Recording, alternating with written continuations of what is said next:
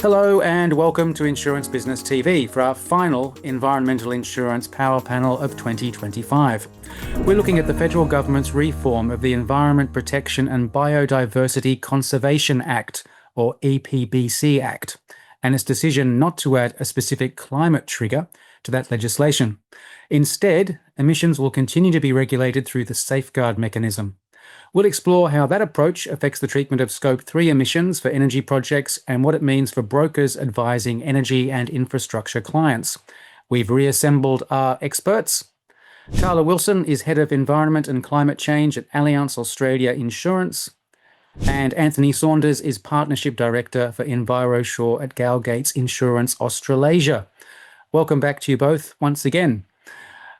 Anthony, let's start with you. Can you just briefly explain what the federal government is proposing here and why it's doing this?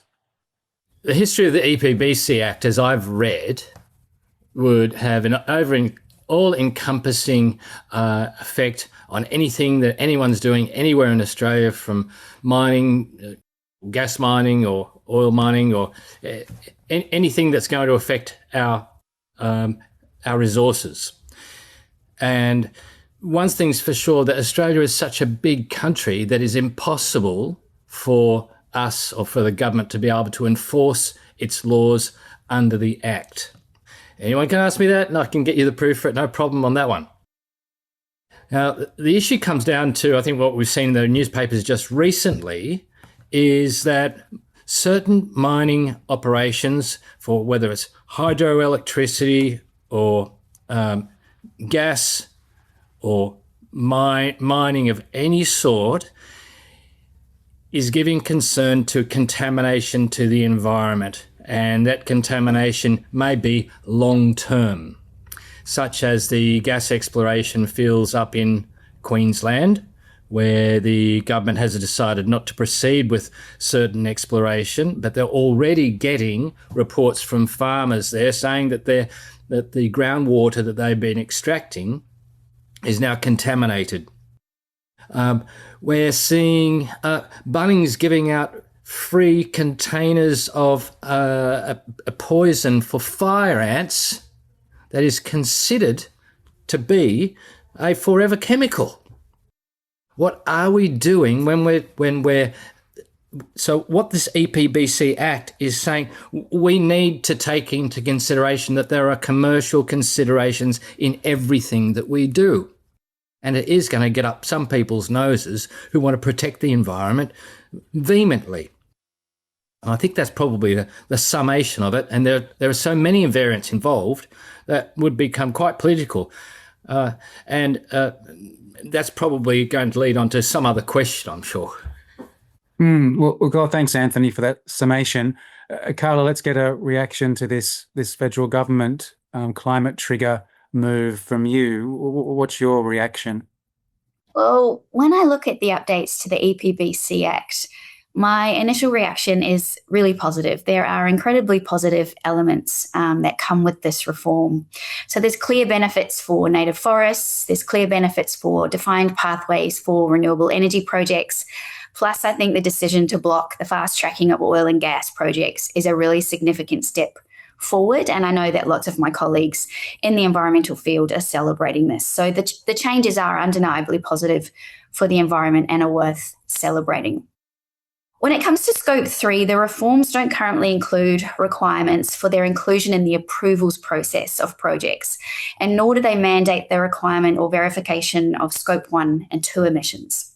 So what this means is that high-emitting projects are not going to be assessed on their total estimated emissions.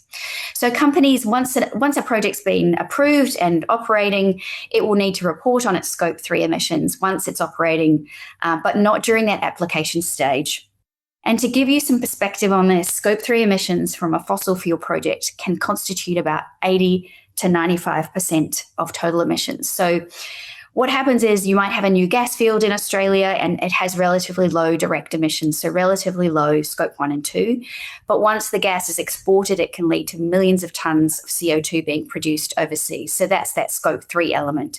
So we're not going to be looking at that at the application process.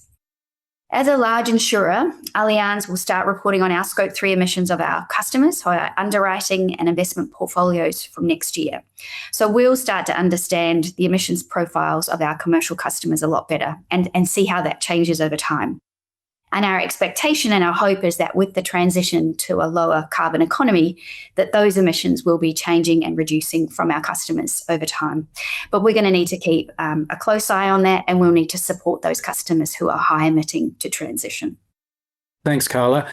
Anthony, what do you see as some of the implications for environmental liability brokers like you in all this? It strikes me you'll have less work to do.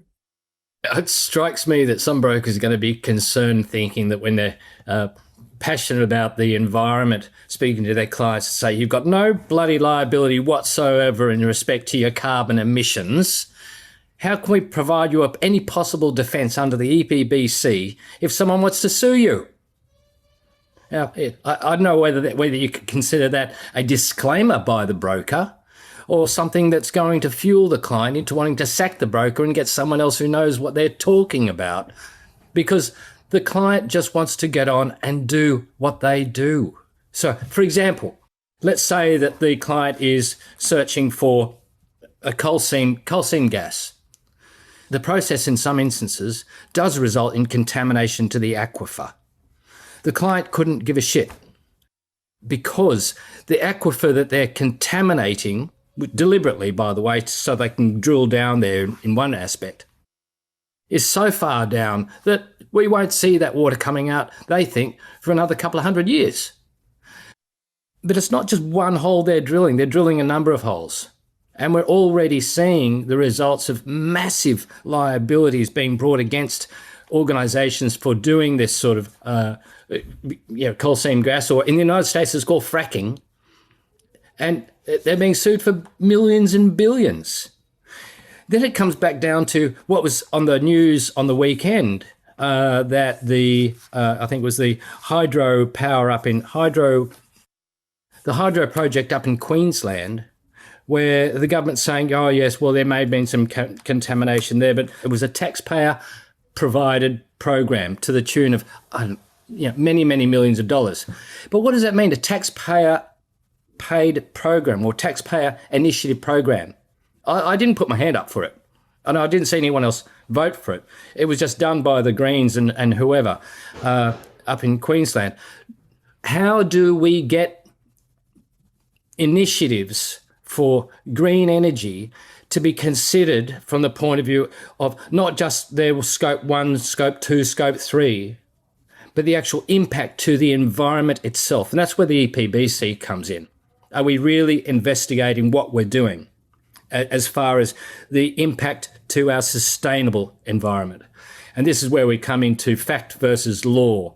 What ought we be doing as a fact versus what can we get away with at law? And are the third parties that we're engaging to provide us with consultancy advice as to whether to drill here or export here or what have you, are these advisors insured for their professional responsibility in having to bring to our attention the issues relating to the environmental impact if they'd go this way, or the environmental impact if they don't carry out that project? And I think part of the, going back to the scope 1, 2, 3, 4 processes, it takes into consideration, if we drill into it, excuse the pun, but if we drill into it, we start to understand that the environmental externalities of what we are doing. Are we putting profit ahead of the ultimate result of a net loss further on down the track because the damage we've done to the environment?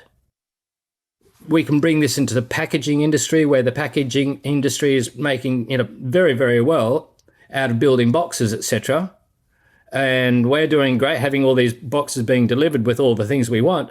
We're actually creating a much larger contamination to our environment and to a landfill by what we're doing.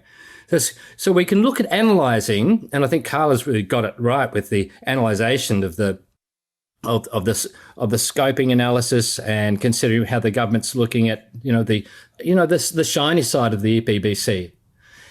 But I think the broker's role is to start speaking to the client saying, well, there is a bad side to it. And your ultimate negative environmental externalities may put a weight on your balance sheet.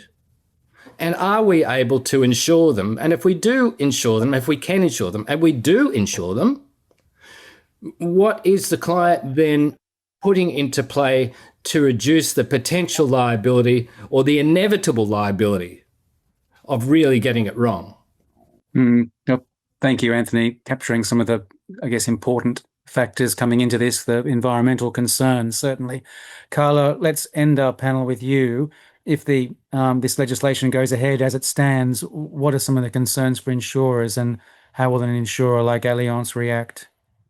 I'm going to look at it from a couple of different angles and kind of lift myself up a little bit from where Anthony's been looking, and think about insurance companies like Allianz are currently navigating an environment of increasing physical and transition risks from climate change. So are brokers, so are customers.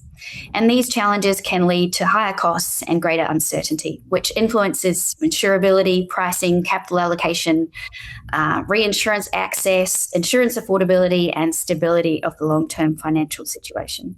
So companies like Allianz, we have global commitments already. We also have an ESG due diligence standard and policy that we uphold for our underwriting and our investments. We have a number of public targets aimed at supporting the reduction of emissions from our underwriting, our investments, and our operations. And we have this internal governance framework already to define risk areas and approvals. But going forward, companies like Allianz will need to ensure that our ESG due diligence standards and policies and our underwriting guidelines are appropriate to manage the risks that may come from the EPBC Act. So whilst this is a wonderful thing from an environmental perspective, as an insurer, we need to be really careful, and we really need to make sure that we are being thorough with our environmental due diligence.